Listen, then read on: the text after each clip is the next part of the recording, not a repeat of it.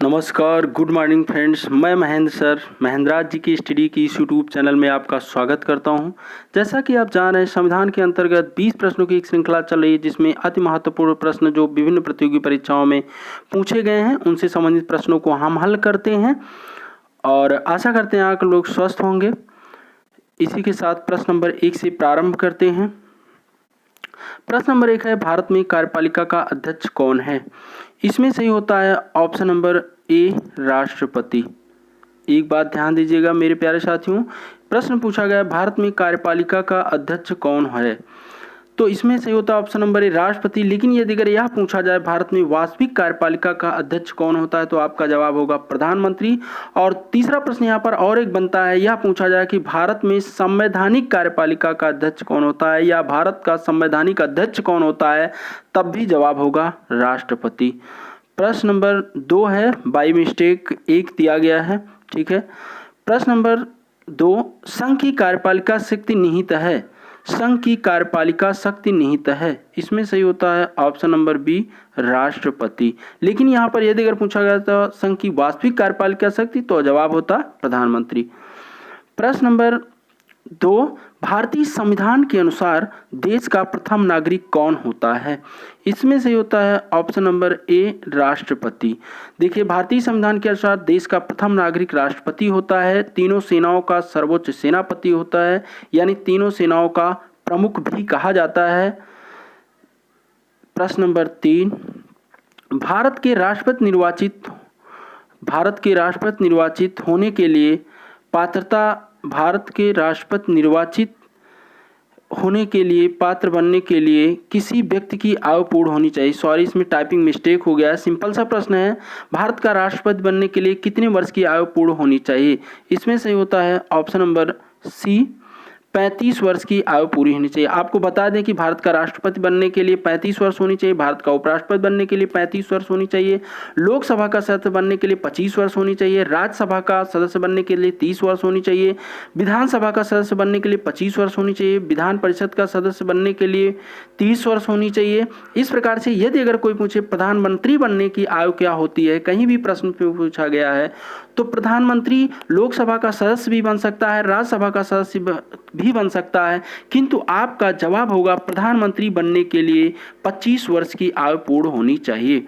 प्रश्न नंबर 4, भारत में राष्ट्रपति का चुनाव किया जाता है। ऑप्शन नंबर प्रत्यक्ष निर्वाचन द्वारा, ऑप्शन नंबर बी एकल हस्तांतरणी मत पद्धति द्वारा। तो इसमें से होता है ऑप्शन नंबर बी, एकल हस्तांतरणी मत पद्धति द्वारा। आनुपातिक प्रतिनिधित्व प्रणाली के आधार पर राष्ट्रपति का चुनाव होता है, जिसमें 50 प्रस्तावक 50 अनुमोदक का होना अति आवश्यक होता है। प्रश्न नंबर 5, राष्ट्रपति के चुनाव संबंधी मामले किसके पास भेजे जाते हैं?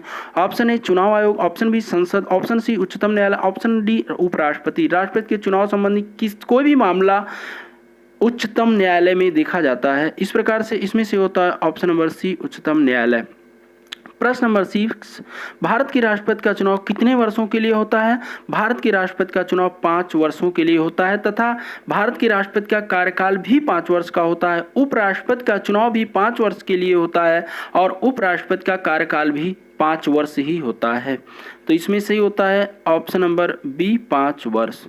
प्रश्न नंबर 7, संविधान के उल्लंघन के लिए राष्ट्रपति के विरुद्ध महाभियोग कार्यवाही किसमें शुरू की जा सकती है? इसमें दिया है option number A, Lok Sabha, option number B, Rajya Sabha, option number C, संसद के किसी भी सदन में, ऑप्शन नंबर डी, उच्चतम न्यायालय। इसमें सही होता है ऑप्शन नंबर सी, संसद के किसी भी सदन में। मेरे प्यारे छात्रों, आपको महाभियोग के बारे में थोड़ा सा बता देते हैं। देखिए, महाभियोग की प्रक्रिया संसद के किसी भी सदन में लाई जा सकती है। भारतीय संविधान के अनुच्छेद 61 के तहत, चाहे वो लोकसभा हो या राज्यसभा हो, किसी भी सदन में महाभियोग की प्रक्रिया प्रारंभ की जाती है। किंतु जिस सदन से महाभियोग की प्रक्रिया की शुरुआत होती है, उस सदन के 1/4 सदस्यों के दस्तखत होने चाहिए, तभी महाभियोग की प्रक्रिया पूरी होती है। और 14 दिन तक का समय राष्ट्रपति को अपनी बात रखने के लिए सदन में समय दिया जाता है। यदि अगर वह अपनी बातों को स्पष्ट रूप से नहीं रखता है, तो अब उस सदन के 2/3 बहुमत से महाभियोग की प्रक्रिया पास कर दी जाती है तथा फिर दूसरे सदन में यह महाभियोग की प्रक्रिया की शुरुआत होती है। और दूसरा सदन राष्ट्रपति के ऊपर लगाए गए आरोपों की जांच करता है। आरोपों की जांच करने के बाद वह भी यदि अगर अपने सदन के 2/3 बहुमत से महाभियोग की प्रक्रिया को पास कर देता है तो राष्ट्रपति को अपने पद से पदत्याग देना पड़ता है। तो इसमें सही होता है ऑप्शन नंबर सी, संसद के किसी भी सदन से। प्रश्न नंबर 8, राष्ट्रपति को निम्नलिखित में से कौन पद और गोपनीयता की शपथ दिलाता है? इसमें है ऑप्शन नंबर ए, भारत का मुख्य न्यायाधीश, यानी राष्ट्रपति को शपथ दिलाता है भारत का मुख्य न्यायाधीश। प्रश्न नंबर 9, यदि राष्ट्रपति त्यागपत्र देना चाहे तो वह अपना त्यागपत्र किसे संबोधित करेगा? इसमें सही होता है ऑप्शन नंबर बी, उपराष्ट्रपति, यानी यदि राष्ट्रपति अपना त्यागपत्र देता है तो किसे देता है? उपराष्ट्रपति को देता है। उपराष्ट्रपति अपना त्यागपत्र किसे देता है? राष्ट्रपति को देता है। प्रश्न नंबर 10, जब राष्ट्रपति की मृत्यु हो जाए, त्यागपत्र, पदच्युत या अन्य कारणों से अपने कर्तव्य को नहीं निभा सकता है तो उपराष्ट्रपति कितने समय तक राष्ट्रपति के पद के रूप में कार्य करता है? इसमें सही होता है ऑप्शन नंबर डी, 6 माह तक। प्रश्न नंबर 11, भारत के चौथे राष्ट्रपति के रूप में किसने शपथ ली या भारत के चौथे राष्ट्रपति कौन थे? तो इसमें सही होता है ऑप्शन नंबर ए। मेरे प्यारे छात्रों, आपको बता दें कि बीबी गिरी जो थे वो भारत के चौथे राष्ट्रपति थे। डॉक्टर एस राधाकृष्णन यानी सर्वपल्ली राधाकृष्णन भारत के दूसरे राष्ट्रपति थे। डी, ऑप्शन नंबर डी में है डॉक्टर जाकिर हुसैन, ये भारत के तीसरे राष्ट्रपति थे। ऑप्शन नंबर सी में फखरुद्दीन अली अहमद, ये भारत के 5वें राष्ट्रपति थे। प्रश्न नंबर 12, भारतीय राष्ट्रपति के सर्वसम्मति से चुने जाने का अभी तक एकमात्र उदाहरण है। इसमें है ऑप्शन नंबर डी सही, नीलम संजीव रेड्डी। आपको बता दें कि नीलम संजीव रेड्डी एक बार हार गए किंतु दोबारा वे निर्विरोध निर्वाचित होने वाले राष्ट्रपति हैं। प्रश्न नंबर 13, निम्नलिखित में से किसकी नियुक्ति भारत के राष्ट्रपति के द्वारा नहीं होती है? ऑप्शन नंबर ए, लोकसभा अध्यक्ष, ऑप्शन नंबर बी, मुख्य न्यायाधीश, ऑप्शन नंबर सी, सेना प्रमुख, ऑप्शन नंबर डी, इनमें से कोई नहीं।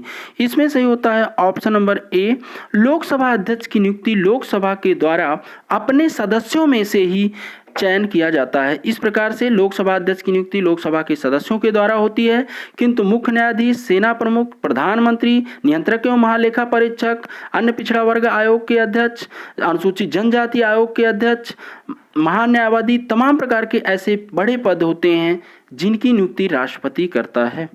प्रश्न नंबर 14, राष्ट्रपति के द्वारा संसद के दोनों सदनों के लिए कुल कितने सदस्यों को नामित किया जाता है? इसमें सही होता है ऑप्शन नंबर ए, 14। देखिए, कुल जब जोड़ा गया तो यानी लोकसभा में कितने सदस्यों का मनोनयन होता है राष्ट्रपति के द्वारा तथा राज्यसभा में कितने सदस्यों का मनोनयन होता है राष्ट्रपति के द्वारा। तो लोकसभा में 2 सदस्यों जो इंडियन होते हैं उनका मनोनयन राष्ट्रपति करता है तथा राज्यसभा में 12 सदस्यों का मनोनयन राष्ट्रपति करता है। ऐसे व्यक्तियों का राज्यसभा में मनोनयन किया जाता है राष्ट्रपति के द्वारा जो संगीत, कला, फिल्म, समाज सेवा, पत्रकारिता आदि के क्षेत्र में, खेल आदि के क्षेत्र में उल्लेखनीय कार्य किए होते हैं। प्रश्न नंबर 15, किसी विधि के प्रश्न पर सर्वोच्च न्यायालय से परामर्श लेने का अधिकार किसको है? इसमें सही होता है ऑप्शन नंबर बी, राष्ट्रपति। भारतीय संविधान के अनुच्छेद 143 के तहत परामर्शदात्री क्षेत्राधिकार राष्ट्रपति को प्राप्त है। वह सर्वोच्च न्यायालय के द्वारा किसी भी संबंध में परामर्श ले सकता है। प्रश्न नंबर 16, निम्नलिखित में से कौन राष्ट्रपति का कार्य नहीं है? ऑप्शन नंबर ए, लोकसभा का सत्र बुलाना, ऑप्शन नंबर बी, लोकसभा का विघटन करना, ऑप्शन नंबर सी, लोकसभा का सत्रावसान करना, ऑप्शन नंबर डी, किसी सत्र के अंतर्गत लोकसभा की बैठकें आहूत करना। तो इसमें सही होता है ऑप्शन नंबर डी। देखिए, ऑप्शन नंबर ए, लोकसभा का सत्र राष्ट्रपति बुलाता है, लोकसभा का विघटन राष्ट्रपति करता है प्रधानमंत्री की सिफारिश पर। ऑप्शन नंबर सी, लोकसभा का सत्रावसान राष्ट्रपति करता है, किंतु किसी सत्र के अंतर्गत केवल लोकसभा की बैठकों को राष्ट्रपति नहीं बुलाता है। प्रश्न नंबर 17, भारत के राष्ट्रपति संसद के दोनों सदनों को प्रथम सत्र के आरंभ में कब संबोधित करता है? ऑप्शन ए, प्रतिवर्ष, बी, लोकसभा के लिए प्रत्येक आम चुनाव के बाद। इसमें से होता है ऑप्शन नंबर सी, ए एवं बी दोनों। प्रश्न नंबर 18, संविधान के किस अनुच्छेद के अंतर्गत राष्ट्रपति संघीय मंत्रिपरिषद की सलाह मानने के लिए बाध्य होता है? इसमें सही होता है ऑप्शन नंबर ए, अनुच्छेद 74। प्रश्न नंबर 19, लोकसभा निम्नलिखित में से किसके द्वारा भंग की जा सकती है? ऑप्शन नंबर ए, प्रधानमंत्री, ऑप्शन नंबर बी, प्रधानमंत्री के परामर्श से राष्ट्रपति द्वारा, ऑप्शन नंबर सी, प्रधानमंत्री के परामर्श से लोकसभा अध्यक्ष द्वारा, ऑप्शन नंबर डी, इनमें से कोई नहीं। तो इसमें सही होता है ऑप्शन नंबर बी, प्रधानमंत्री के परामर्श से राष्ट्रपति द्वारा। धन्यवाद वीडियो को अंत तक देखने के लिए। आप लोगों को कमेंट बॉक्स में एक प्रश्न हम आपसे करते हैं और आपको बताना है, उसके जवाब हम आपके कमेंट बॉक्स में इंतज़ार करेंगे, इसलिए आप सब लोग उस प्रश्न का जवाब अवश्य देंगे। प्रश्न है, मौलिक कर्तव्यों का उल्लेख भारतीय संविधान के किस भाग में तथा किस अनुच्छेद के अंतर्गत दिया गया है। वीडियो को अंत तक देखने के लिए धन्यवाद। वीडियो को लाइक करें, सब्सक्राइब करें, कमेंट करें। किसी प्रकार की त्रुटि हो तो कमेंट के माध्यम से हमें अवगत कराएं, हम उसे सुधारने का प्रयास करेंगे। धन्यवाद।